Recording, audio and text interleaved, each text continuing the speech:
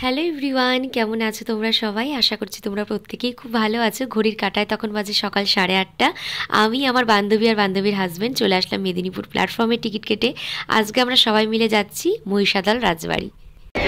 গরমটাও কম আছে, এই জন্য আজকে আমরা ফ্লাইট করে সবাই মিলে যাচ্ছি মহিষাদল। এরপর আমরা সবাই ট্রেনের জার্নিটা উপভোগ করতে করতে আর গল্প করতে করতে পৌঁছে গেলাম মেদিনীপুর থেকে তমলুক। এরপর তমলুক থেকে সতীশচন্দ্রপুর, আর সতীশচন্দ্রপুর থেকে চলে আসলাম মহিষাদল। আর এই যে তোমরা ওই মন্দিরটা দেখতে পাচ্ছ, ওই মন্দিরটা হলো গোপালজিউর মন্দির।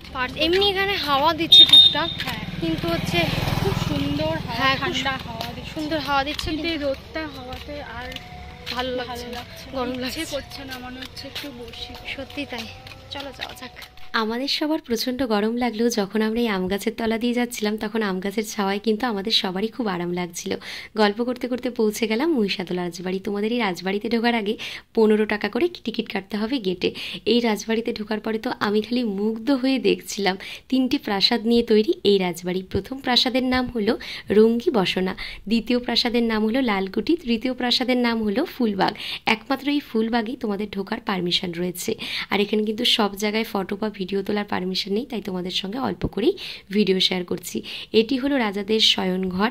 আর আমি খালি ঘুরে ঘুরে দেখছিলাম, গোটা রাজবাড়ি ছিল আভিজাত্যে ভরা। তোমরা যদি এখানে এসে একদিন স্টে করতে চাও বা লাঞ্চ করতে চাও, তোমরা এখানে জানাতে পারো, ওরা কিন্তু তোমাদের জন্য সেই ব্যবস্থাও করে দিতে পারবে।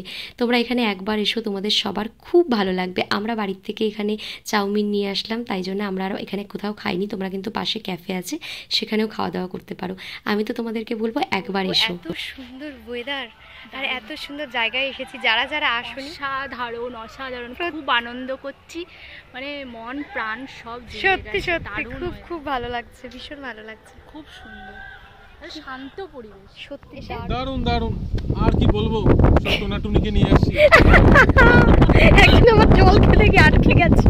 খাও, টুনিটা তুমি আর আমি। হ্যাঁ, টোনাটুনিটা- টোনাটুনির মাঝখানে টোনাটুনির ছুনি। এটা কি জানলো? আমাদের সবার দিনটা এত ভালো কেটেছে কি বলবো তোমাদেরকে। আর এই যে এখানে আরেকটা প্রাসাদ রয়েছে, এই প্রাসাদ কিন্তু বাসের যোগ্য নয়।